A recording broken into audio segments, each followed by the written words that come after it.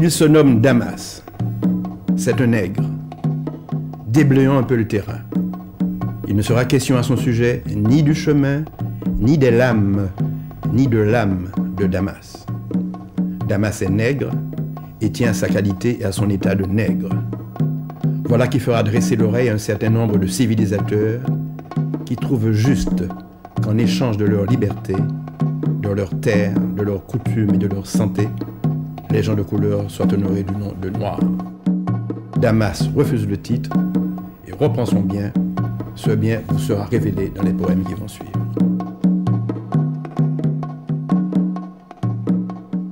Il est des nuits sans nom, il est des nuits sans lune où jusqu'à l'asphyxie moite me prend l'âcre odeur de sang jaillissant de toute trempette bouchée. Des nuits sans nom, des nuits sans lune, la peine qui m'habite m'oppresse, la peine qui m'habite m'étouffe. Nuit sans nom, nuit sans lune où j'aurais voulu pouvoir ne plus douter, tant m'obsède d'écœurement un besoin d'évasion. Sans nom, sans lune, sans lune, sans nom, nuit sans lune, sans nom, où le dégoût s'ancre en moi aussi profondément qu'un beau poignard malais.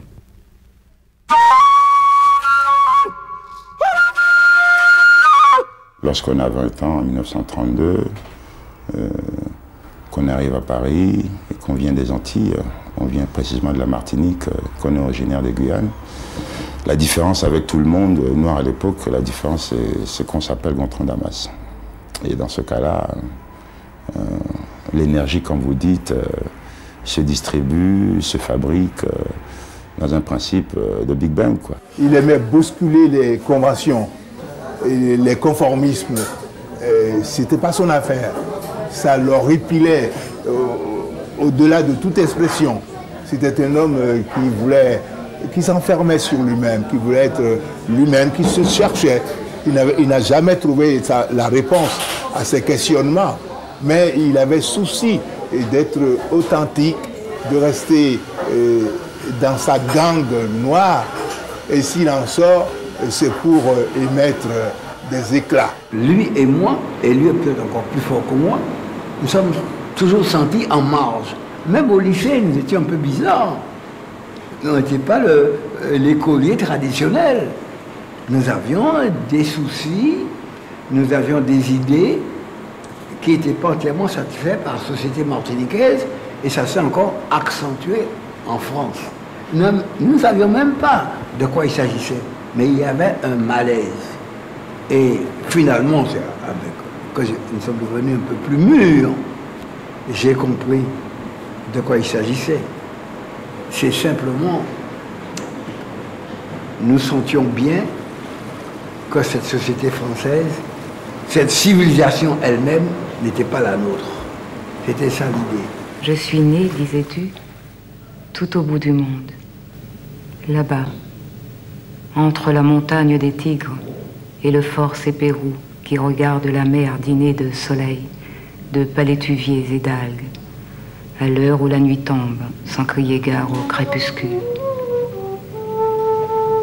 Du vieux dégradé Cannes, témoin de ce qui fut le temps des négriers, des chutes de Rogota, dont l'eau est belle et bonne à boire, de Buzaré, dont l'ombre rafraîchit, et les rochers depuis toujours supportent plus d'une amour ardente et chaude.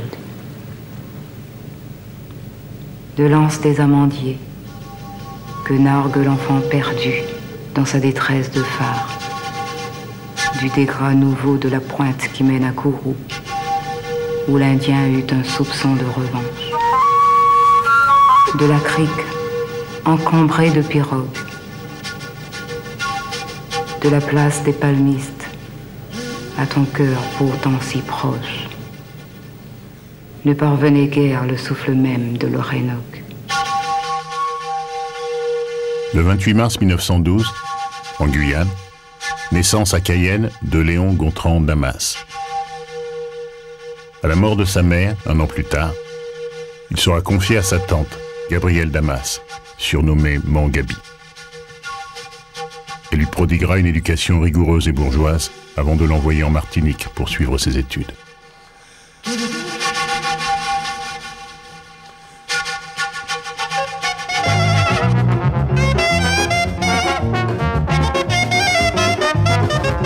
Je devais être en classe de 3e au vieux lycée Schellcher.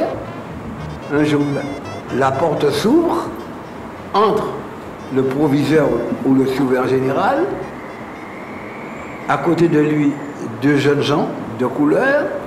Il dit, messieurs, je vous amène et je vous présente 2 nouveaux condisciples qui nous viennent de la Guyane, Auguste Delanon et Léon Gontran Damas.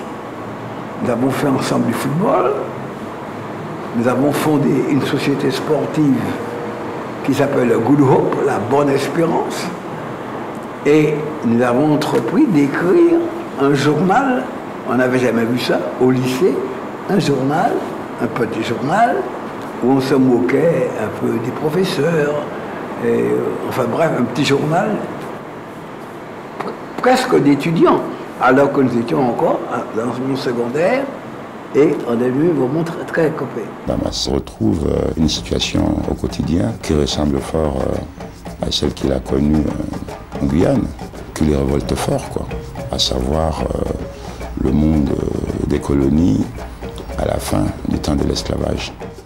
Et puis un beau jour, notre Damas disparaît aussi brusquement qu'il était apparu, mais j'ai dit, où est Léon? Ben, il était parti, où? En France. Faire quoi? Mais continuer ses études. Exil et solitude. En 1928, il part pour la France où il est inscrit comme interne au lycée de Meaux. Puis il se fixe à Paris. Il s'inscrit en langues orientales. Il étudie le russe pour lire dans le texte l'œuvre d'Alexandre Pouchkine. Le japonais pour mieux connaître le peuple nippon qu'on dit avoir du sang nègre dans les veines. Il suit les cours de droit et fréquente la faculté de lettres par goût pour la littérature. Et donc, quelque part, il est dans une solitude, autrement dit, et il cherche des compagnons dans cette solitude. Et il ne les trouve évidemment ni en Afrique, ni en Europe, ni en Amérique, ni dans la Caraïbe. Il le trouve dans la poésie. Il le trouve chez d'autres isolés, d'autres solitaires qui sont dans la même quête, blanc, noir, jaune. Parce que c'est ça aussi qui caractérise Damas. C'est une espèce de quête tous azimuts, au-delà du frère de couleur. C'est pour ça que Damas avait comme frère Robert Desnos. Il était aussi un compagnon de Césaire et aussi un compagnon de Senghor. Mais aussi c'est lui qui a introduit dès 1947 les poètes d'Indochine, de l'Indochine de l'époque, du Vietnam d'aujourd'hui, dans son anthologie. Donc quelque part, c'est une espèce de médiateur qui va chercher à sortir de la solitude, non pas en se fondant dans le grand tout, non pas en se fondant dans une aliénation où il se perd, mais en faisant la fraternité des solitaires, la fraternité des poètes.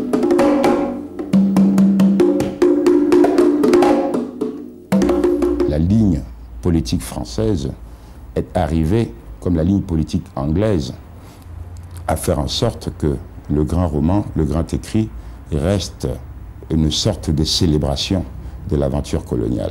L'aventure coloniale est, au début du XXe siècle, la plus grande aventure qui soit jamais arrivée au monde occidental. La République impériale est traversée par 2 courants. Le courant intellectuel artistique, sous le sceau de la grande année 31, est déjà très divisé. Nous avons d'un côté une France qui célèbre les acquis de l'Empire, et de l'autre côté, à l'intérieur de la France, qui pense et qui crée des gens qui sont contre, qui disent ouvertement que c'est une aberration et que c'est une abomination. C'est parmi ces gens-là que Gontran Damas et ses contemporains, on va en parler tout à l'heure, vont commencer à trouver non seulement une oreille compatissante, mais un fond de leurs idées théoriques qui vont accoucher beaucoup plus tard la négritude. Quand je rencontre Damas en France, c'est pas au lycée Louis Le Grand que je l'ai rencontré. Sur le boulevard Saint-Michel. Un monsieur à melon, avec une canne, faisant très nègre américain. Léon, comment? C'est toi? Il dit, mais oui, c'est moi. C'était mon Damas. Eh bien, qu'est-ce que pensait Damas? J'ai l'impression, il fait très élégant, il faisait snob. Vous ne l'avez pas connu comme ça? Ah ben, un côté snob chez lui, mais comique. J'ai l'impression d'être ridicule dans leurs souliers, dans leur smoking, dans leurs plastrons, dans leur faux col, dans leur monocle, dans leur melon. Et c'est vrai qu'il n'importe un. J'ai l'impression d'être ridicule. J'ai l'impression d'être ridicule. Avec mon cou encheminé, avec mes orteils qui ne sont pas faits pour transpirer. Avec ces maux de tête qui cessent chaque fois que je salue quelqu'un. Avec le maillotage qui m'affaiblit les manches et enlève à mon corps sa beauté de cache-sexe. De leur j'ai l'impression d'être ridicule. De leur compète. Avec les théories qui dans leurs multiples besoins de singerie.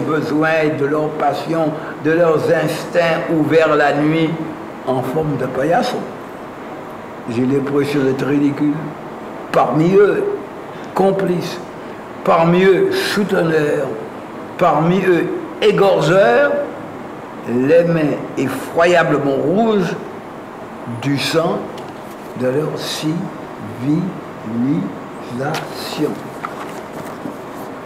Regardez comment c'est écrit civilisation.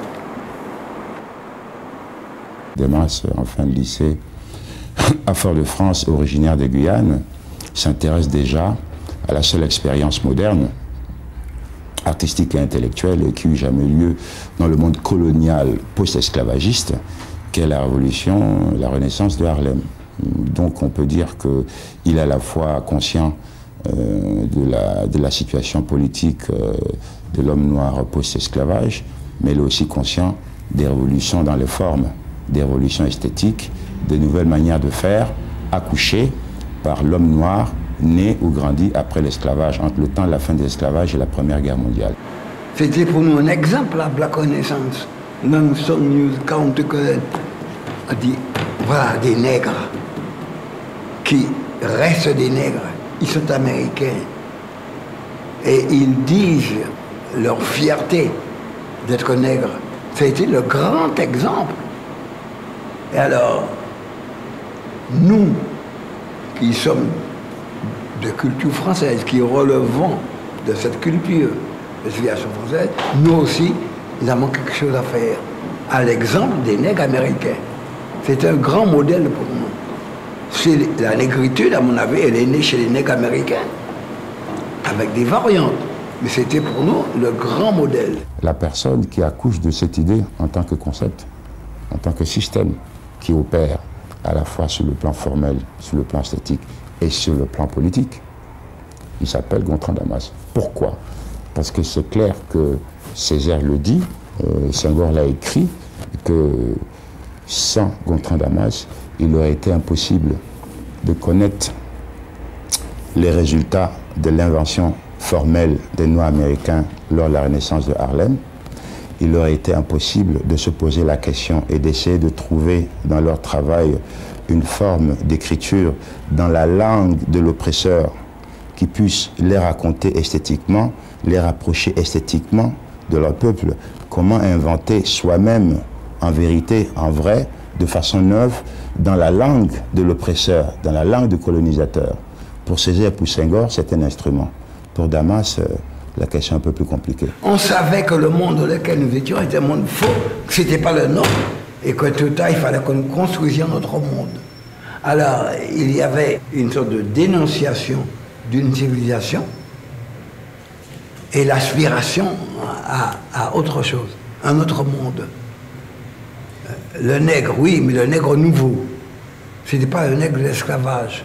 Il y avait un sursaut, un réveil de fierté, d'orgueil. Il y avait cette volonté. Le premier mot de négritude est parti d'un article de Césaire dans lequel, reprenant à son compte l'essentiel du testament de Schœlcher, par lequel celui-ci demandait à tout homme de couleur ayant une seule goutte de sang nègre dans les veines puisse réhabiliter le mot nègre et réhabiliter cette race nègre, d'où est venu en vérité le mot de négritude.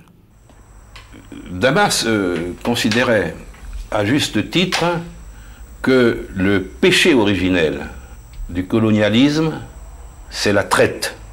Pas tellement l'esclavage, la traite. C'est-à-dire cet arrachement de la terre africaine d'hommes et de femmes valides, jetés à fond de cale et transportés de l'autre côté de l'océan pour en faire des esclaves. Et le premier poème de Pigment, d'ailleurs, est significatif à cet égard.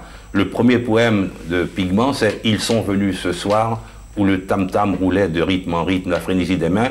Ils, c'est-à-dire les négriers et leurs vaisseaux infâmes, qui sont venus organiser ces razzias sur les côtes africaines pour asservir des hommes qui jusque-là étaient des hommes libres. » Si souvent mon sentiment de race m'effraie, autant qu'un chien aboyant la nuit une mort prochaine quelconque, je me sens prêt à écumer toujours de rage contre ceux qui m'entourent, contre ceux qui m'empêchent à jamais d'être un homme.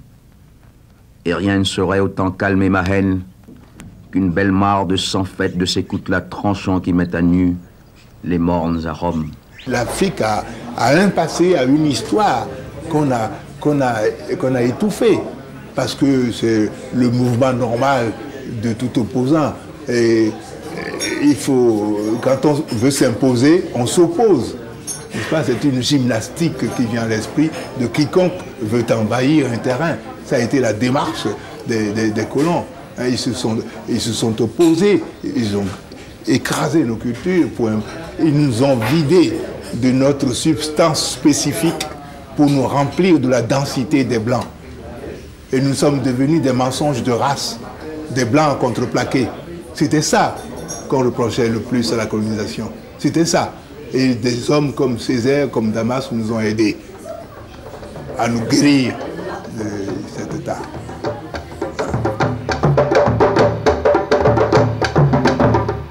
Damas est avant tout, surtout dans sa jeunesse, un homme empêché. Un homme empêché. Et qui veut sortir du trou dans lequel il se trouve.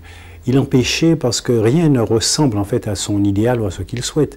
C'est pas seulement le monde occidental et l'aliénation qu'il propose à travers la guerre, la violence, la non-compréhension de l'autre qui caractérise une Europe de ce temps-là, mais c'est aussi le monde guyanais.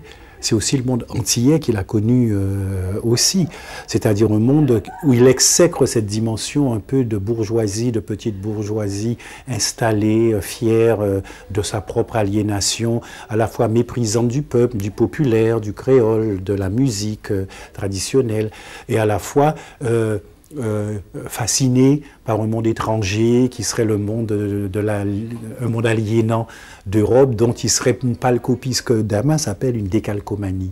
Et donc quelque part, il est dans une solitude, autrement dit, et il cherche des compagnons dans cette solitude. Et il ne les trouve évidemment ni en Afrique, ni en Europe, ni en Amérique, ni dans la Caraïbe. Il le trouve dans la poésie. Gontran Damas se cherche, dès son arrivée à Paris, il cherche deux choses.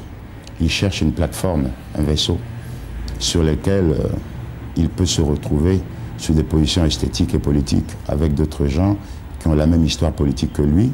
Je veux faire référence ici à tout le monde noir, car contrairement à ce qu'on peut penser de nos jours, le monde noir dans les années 31-32 ici à Paris, jusqu'à l'entrée en guerre, est un monde, mis à part les Américains, tout ce qui se trouve ici, de Caribéens, de Guyanais, d'Africains, qu'ils aient un os dans le nez ou pas, tu vois, qu'ils adorent le vaudou, qu'ils aillent chez les chrétiens ou chez les francs-maçons, sont des gens collectivement qui sont pris génériquement pour des colonisés.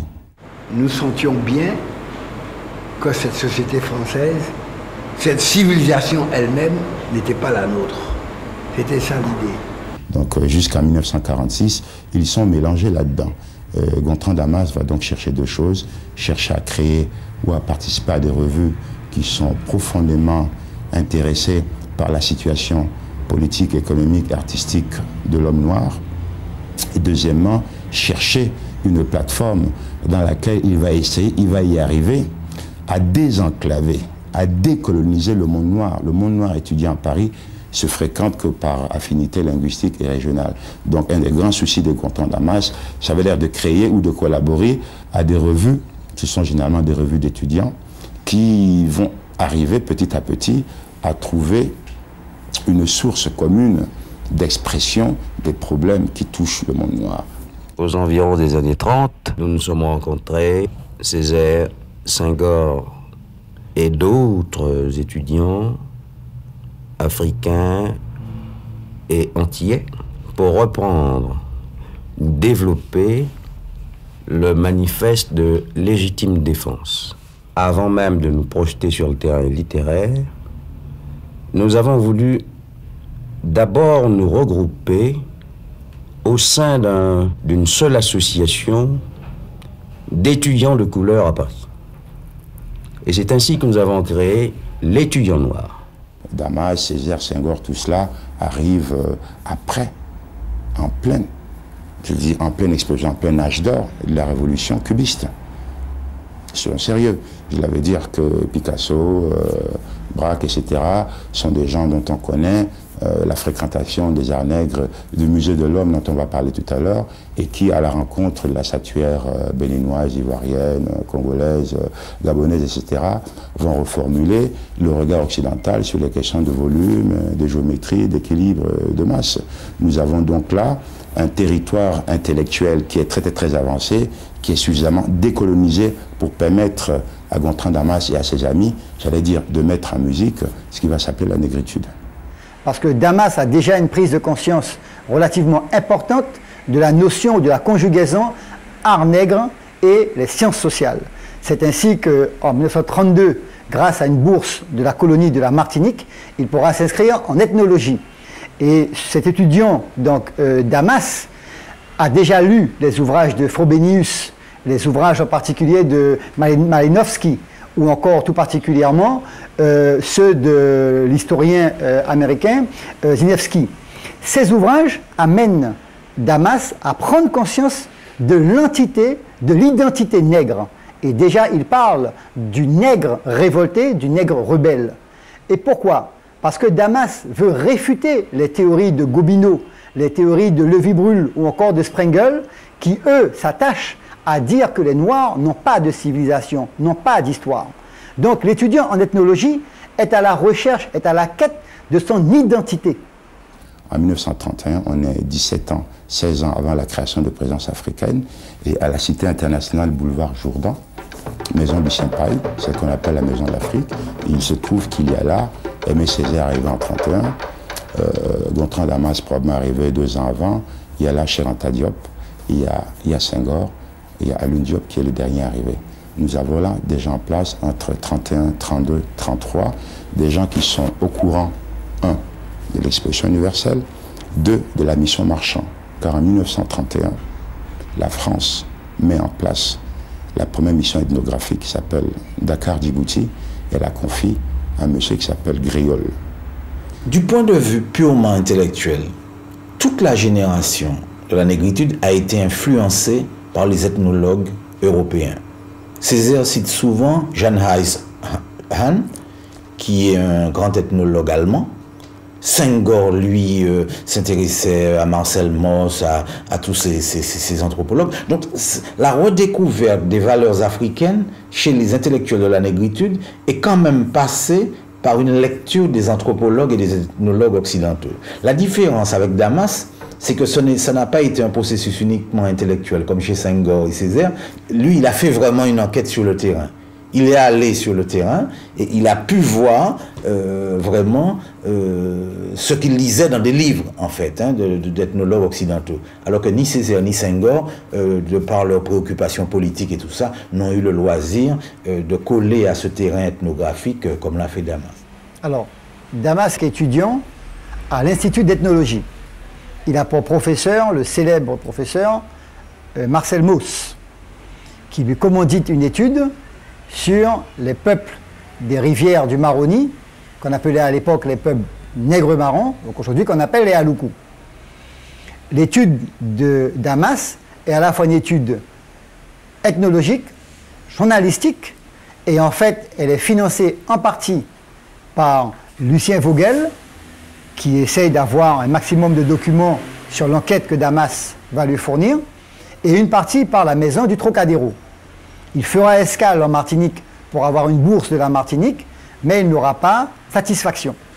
il va très peu séjourner sur le Maroni.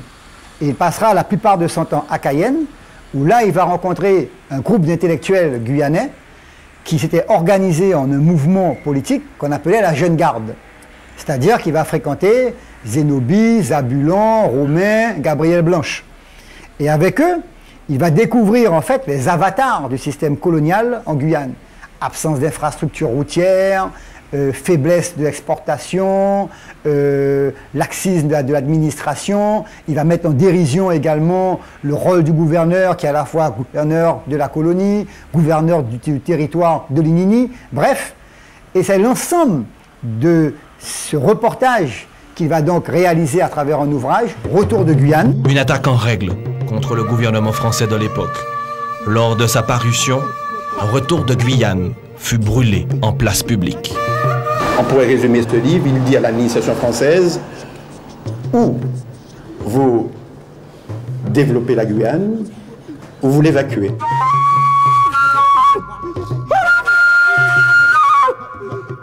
Comme tous les membres de la nouvelle élite guyanaise, Damas a pour but de mettre son savoir au service de sa terre natale.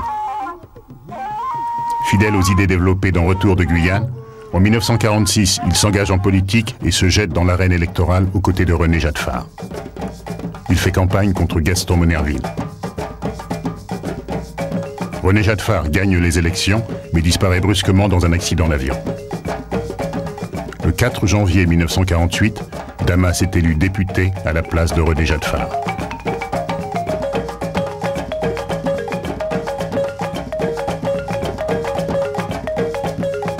Il ne sera pas réélu. En 1951, il est battu par Édouard Gaumont.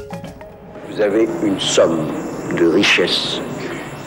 Vous avez en vous tout ce qu'il faut pour pouvoir réaliser le destin de la Guyane à partir du vôtre propre et à partir de celui de tous les jeunes du monde entier.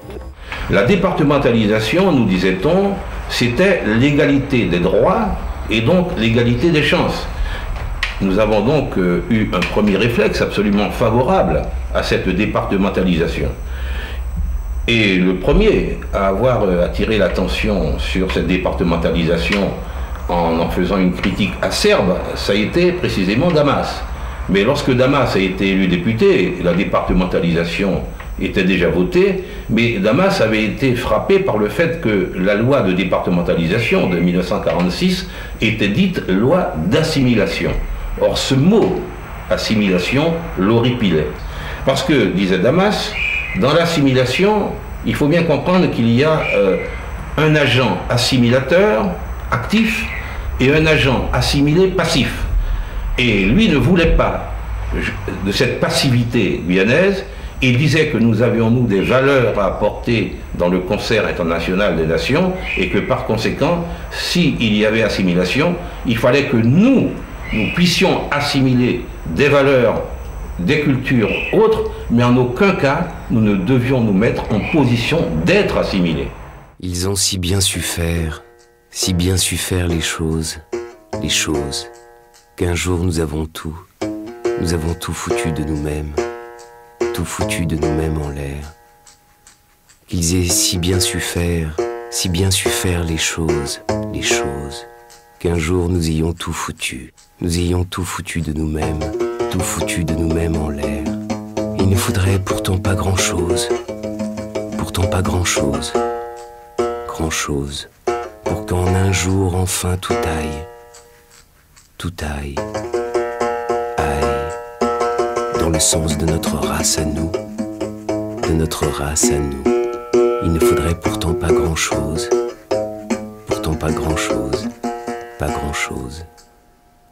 pas grand-chose. Pour moi, Damas est un paladin de la révolte et de la liberté. Et c'est celui qui vit dans sa vie quotidienne, des témoignages que nous avons tout au moins pour le dire, qui vit comme un poète. D'autres font de la poésie, mais Damas est poète. Il est dans sa vie privée, dans sa vie personnelle, il est poète. Il faut savoir que Damas, la solitude de Damas, elle est existentielle, elle a débuté dès la naissance. Damas avait une sœur jumelle. Sa sœur jumelle est morte peu de temps après. Donc, il a perdu son double. Il a ressenti une certaine solitude. Peu de temps après, sa grand-mère meurt. Deuxième drame pour cet enfant. Très peu de temps après, il perd sa mère. Il perd 3 femmes. Qui pourrait dire, si ce n'est toi, dire. J'ai célébré l'absence de toi, mon double. C'est pas rien. Tout le regret mis dans le choix des mots. Qui pourrait dire, si ce n'est toi, dire. Accompagnant des roses rouges pour tuer la solitude. Pour tuer la solitude. Lasse de voir l'aube se refuser à blanchir le jour nouveau. Donc, ce choc, si je puis dire, ce choc dès l'origine, je crois, est génératrice de solitude, est responsable de cette espèce de sentiment de solitude, d'angoisse existentielle. D'avoir été trop tôt sevré du lait pur, de la seule vraie tendresse, j'aurais donné une pleine vie d'homme pour te sentir près de moi seul. Et l'autre grande quête qu'il va avoir pour sortir de cette solitude, de cet empêchement, c'est évidemment ce qui symbolise l'élan vers l'autre, ce qui symbolise l'élan vers le proche qui reste différent, c'est-à-dire l'amour.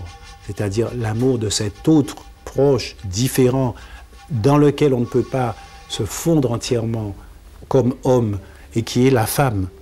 Et donc on verra que toute la poésie de Damas, toute sa quête, toute sa vie, y compris dans sa vie personnelle, c'est une vie de quête de l'amour, mais en même temps d'expression de l'amour, avec évidemment l'angoisse de l'amour perdu, la peur de l'amour à trouver, de l'amour espéré, l'inquiétude devant la rencontre possible ou non possible, même parfois par le gré du hasard, et ainsi de suite. Elle avait eu par devers elle, à mon insu de temps immémoriaux, les clés de la clé du royaume. D'où vient que non contente d'avoir de l'autre les yeux, tuait parfois de l'autre les lèvres. Un soir où je m'en étais allé, à la recherche de mon ombre égarée en quelque coin perdu, la veille de l'avant-veille, de la seule veillée valable et vraie de ma mort en série. D'où vient-il que tu en es? Et les yeux, et les lèvres, et la couleur, et la chair de sa potille, dont la saveur en exil, je l'ai vu un matin s'en aller, m'obsède tant, clé en main, je l'ai vu s'en aller, sans la clé. Damas ayant inscrit la nécessité d'utiliser le français, mais à des fins, j'allais dire, aujourd'hui on dirait, de pulvérisation, c'est-à-dire que le français est très lié au créole, comme vous le savez. Je parle des créoles, des Caraïbes françaises, bien évidemment. Et donc Damas, instruit de l'expérience de Langston Hughes, de Cantuculène, etc., pense plutôt, lui, à créer une langue, à travers le créole et le français, qui deviennent, comme on disait au début de notre conversation, une sorte de rythme cardiaque, quoi, de la respiration, du rythme et de la structure narrative de la musique de ces mots-là. Donc, à défaut d'inventer une langue autre que le français, reprendre le français en lui insufflant les couleurs, la musique, les chants, le rythme, le temps du récit qui sont les siens. Faire de la langue française ou du créole ce que les Noirs américains de la révolution harlemite ont fait de l'anglais. L'année où je suis moi en première, nos humanités, comme nous disions alors, se limitaient dans le temps, à l'époque du romantisme, peut-être du symbolisme, et pour la poésie, et dans le roman au naturalisme de Zola. Ça n'allait pas plus loin. Et là, je découvre des poètes contemporains, des gens qui ont écrit pendant notre siècle, qui était le 8e à l'époque, et parmi ces gens qui écrivent, et dans une forme absolument nouvelle, il y a ces poètes guyanais, et singulièrement, il y a Léon Damas. Et Léon Damas me révèle qu'il n'est pas obligatoire de se plier aux règles classiques de la prosodie française, c'est-à-dire la rime, l'alexandrin, la césure obligatoire, les deux hémistiches. Non, il écrit en vers libre et il substitue, je dirais, à l'esclavage de la rime, la richesse de l'assonance et surtout la puissance du rythme. Et là, pour moi, c'est une révélation. Donc c'est un être extrêmement complexe, extrêmement riche et toujours, je dois dire, pathétique. Tout est pathétique chez Damas. Tout. Le thème, le ton, la voix, la diction, le bégaiement de Damas, sa difficulté à vivre, le mal-vivre antillais, tout est là chez Damas. Et cette phrase elle-même, ce rythme désossé, et concassé, syncopé, répété, et brusquement un grand cri qui est le grand cri nègre. Mort au cancre, au pou, mort au chancre, au fou, et sus aux dévoyés ont encore hurlé, ceux qui nombreux disent tous m'avoir à l'œil, me regarder vivre, et ceux, parlons-en, qui vagissent de rage et de honte de naître aux Antilles, de naître en Guyane, de naître partout ailleurs qu'en bordure de la Seine ou du Rhône ou de la Tamise, du Danube ou du Rhin ou de la Volga.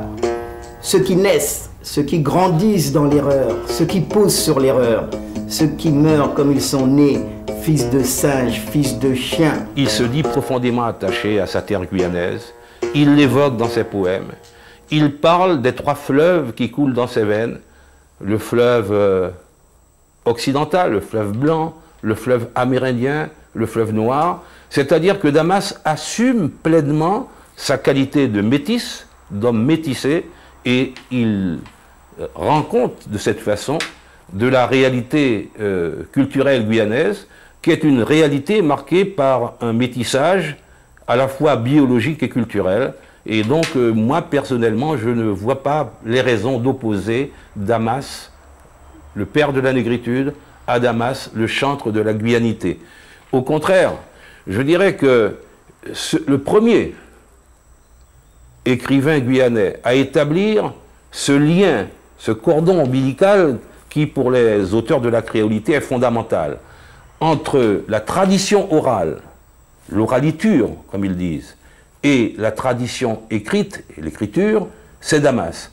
Et n'oublions pas que Damas est l'auteur d'un recueil de contes guyanais qui s'appelle Veillée Noire, où il exalte le personnage de la conteuse, la fameuse Mantétèche, et il transcrit en langue française et dans une excellente langue des contes créoles. Et cela, c'est véritablement le pont qu'il jette entre la tradition et la modernité.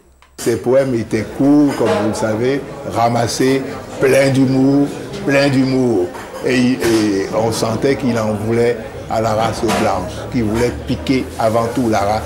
On ne voulait pas lui tordre le cou, mais piquer la race blanche dans son vif. Le colonisateur français nous regardait avec un œil sympathique parce que c'est dans sa propre langue que nous avons trouvé la magie de nous libérer.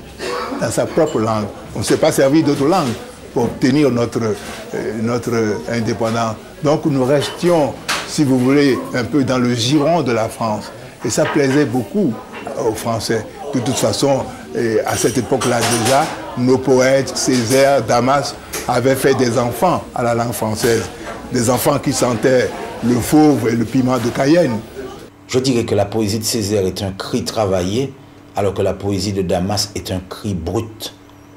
Je ne dis pas que ce n'est pas travaillé, il y a un style chez Damas, mais la violence du cri est plus primale. C'est un cri primal qu'il y a chez Damas, comme l'enfant qui sort du ventre de sa mère et qui pousse le premier cri de sa naissance. À ce moment-là seul, comprendrez-vous donc tous que leur supériorité s'étalera d'un bout à l'autre de leur boulevard et qu'alors, vous les verrez vraiment tout se permettre, ne plus se contenter de rire avec l'index inquiet, de voir passer un nègre, mais froidement matraquer, mais froidement descendre, mais froidement étendre, mais froidement matraquer, descendre, étendre et couper leur sexe aux nègres pour en faire des bougies pour leurs églises.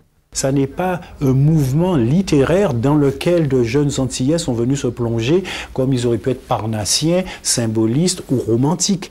Mais c'est au contraire, quelque part, une rencontre et que Damas avait des amis en quelque sorte. De même, on ne peut pas dire que Damas était un poète noir américain de la génération de Harlem, sous prétexte qu'il était grand ami et introducteur même de Langston Hughes et de Canticulaine. Il était ami de Robert Desnos parce qu'il y avait une fraternité en eux, justement au-delà de la poésie, au-delà des courants. Et Desnos lui-même était un solitaire marginal qui est mort malheureusement trop tôt à la sortie du camp de concentration, mais qui était le symbole même de la solitude au milieu du courant et du mouvement surréaliste que le maître breton essayait comme ça de fédérer comme un maître d'école. Et Damas, c'était un peu la même chose. C'est pour ça que tous ces poètes de cette génération, aussi bien Jacques Roumain que Guienne, que Césaire ou que Damas, ne sont pas des hommes de courant, ne sont pas des hommes de mouvement collectif, sinon de solidarité et de fraternité avec notamment ceux qui souffrent, ceux qui se battent, ceux qui résistent, ceux qui luttent. Damas, c'était quelqu'un qui était, c'était généreux parce que c'était quelqu'un qui était à la recherche de créateurs, de nouveaux poètes, de nouveaux écrivains. Il s'intéressait beaucoup à la jeunesse. Donc, c'était une espèce c'est un chercheur, tout le sens du terme.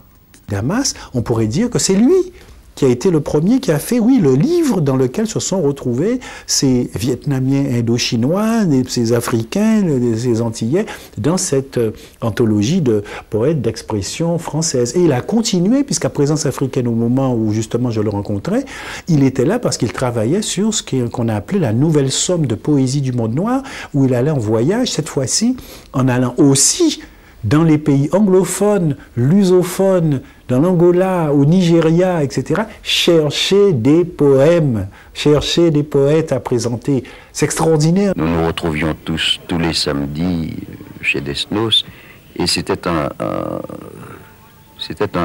l'un des moments les plus vivants chaque semaine. Et il y avait des idées qui s'échangeaient, et Desnos, évidemment, je dois lui rendre cet hommage, a beaucoup influencé ma carrière.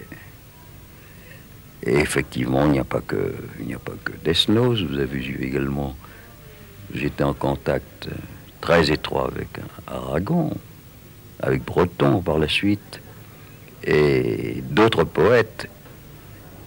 Ce n'est pas pour rien que Desnos va me préfacer, que Breton va préfacer Césaire, que Sartre va préfacer Senghor, Mauriac, Rabé Menenjar et plusieurs autres. Il invitait beaucoup chez lui. J'ai vu Césaire, j'ai vu Langston Hughes. Il lisait des poèmes, il se lisait des poèmes entre eux. Il y avait une espèce de chaleur, d'une amitié, une reconnaissance, une estime mutuelle extraordinaire. C'était à peu près à l'époque où Madame Nardal tenait salon. C'était les nègres américains qui y venaient. Mais Damas a connu cette époque-là. Il était aussi bien avec Langston Hughes et ses amis-là et les jazzmen, beaucoup plus que quelqu'un comme Césaire, par exemple, autant qu'avec les copains africains et autant qu'avec des poètes comme Desnos, dont il était sans doute plus proche, tant dans sa poétique que dans son existence de vie nocturne et tout cela.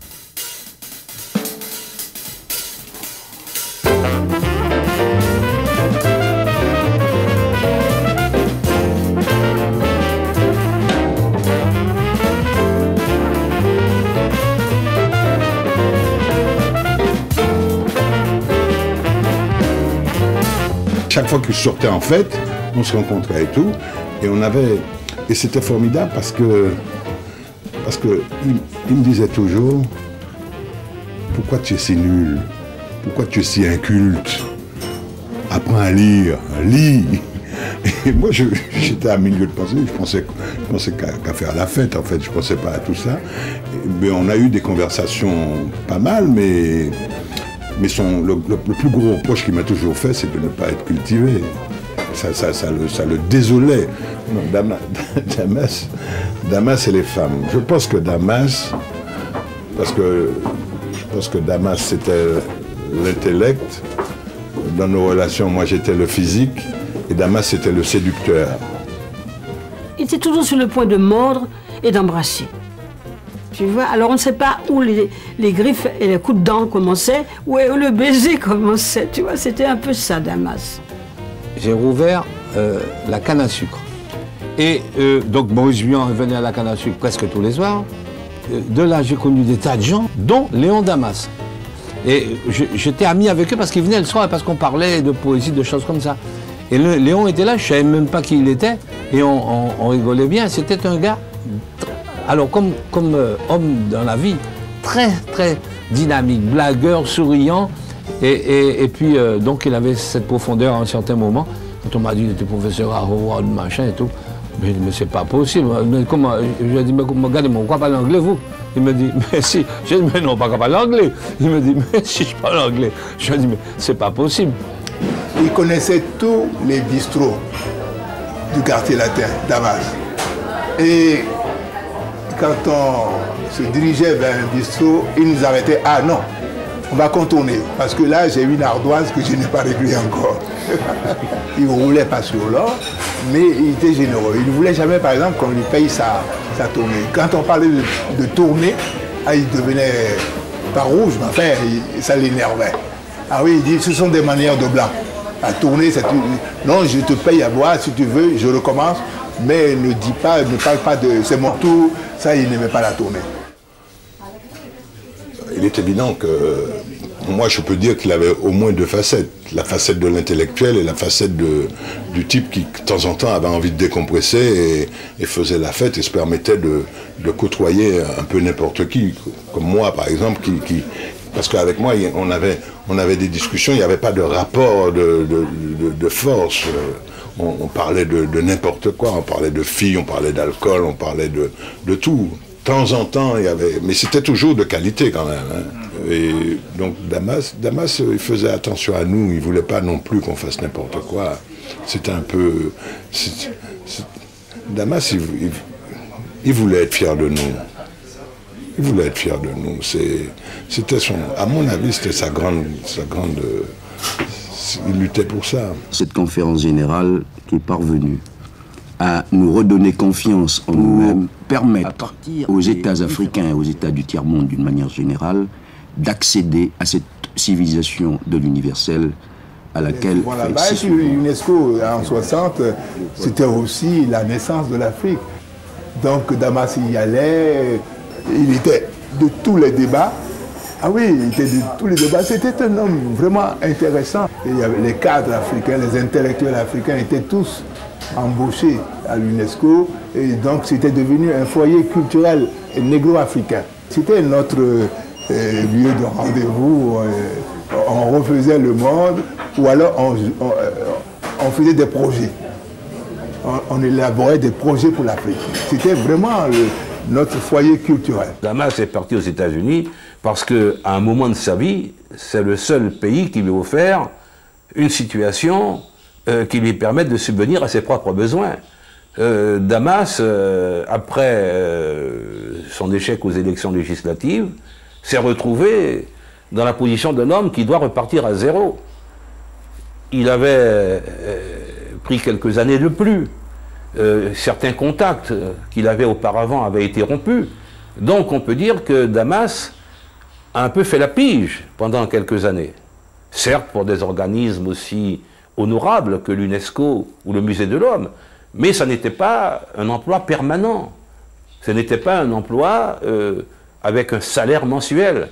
Et donc Damas, lorsqu'il a eu la chance d'être appelé aux États-Unis où son œuvre est très connue, il a été appelé par cette université noire, Howard University, il a été très heureux d'accepter et là il a eu, je dirais, Dieu merci, un poste à la hauteur sinon de ses ambitions, mais en tout cas à la hauteur de sa réputation et de son talent. Et voilà pourquoi il est parti aux États-Unis, mais ça n'est pas du tout par foucade ou sur un coup de tête. Et là, il était très très apprécié des Américains, des étudiants américains qui disent tiens, un homme comme Damas, qui était leur professeur. Il recevait, à la manière il était tellement aimé de ses étudiants, qu'il recevait, et les étudiants, comme ça se fait souvent en Amérique, les étudiants chez lui. Et les étudiants se sont criés, voilà l'histoire vivante, quand il parlait de Damas, voilà l'histoire vivante. Tant ils pensaient que Damas incarnait le mouvement de la négritude. Je me souviens la dernière visite que m'a rendue Léon Gontran Damas, la dernière. Il ne venait pas me voir souvent. On pensait souvent l'un à l'autre. Et un jour, il m'a dit, tu sais, nous apportons des partis différents, on essaie de nous opposer l'un à l'autre, mais rien ne me séparera jamais de toi. Un jour, il m'a dit ça dans les couloirs de l'Assemblée nationale. Et Damas n'a plus été élu député. Il s'est rendu aux États-Unis où il a trouvé un emploi. Il a été professeur, excellent professeur aux États-Unis. Et puis, il s'est marié. Et puis, il est tombé malade. Et j'apprends que Damas est atteint d'un cancer de la gorge. Et un jour, on sonne chez moi. Je vais ouvrir. Et qui vois-je? Damas. Damas fatigué, amaigri, un foulard au cou. Damas tombe dans mes bras. Et il dit, je suis de passage à Paris, mais j'ai tenu à te voir, et je suis venu te dire, Césaire, qu'un nègre ne meurt pas facilement. Vive les rebelles, les réfractaires, les cutéreux, les insoumis, les vagabonds, les bons absents, les propres à rien. Et vive. Vive la racaille, la canaille, la valtaille, la négraille. Et vive. Vive les fous, vive les poux, vive les cancres, vive les chancres. Et vive ceux qui hier opposèrent d'instinct un nom définitif à la masturbation de la maison plus que triste et basse, où la vie se déroulait mollement en bordure de la rue étroite et silencieuse que le bruit de la ville traversait à peine. Et black les belles à boire, pour ne pas changer, black les belles à boire, à quoi bon changer? Beke vole, yo si se nego, dala dala de de, be la babelo. Vole, yo si se nego, tout à présent quoi me voir, c'est mon pays là yé. Be la babelo, on passe sur ce même fois, tout à présent quoi me voir, c'est mon pays là yé. Si on plateau basir bien fait.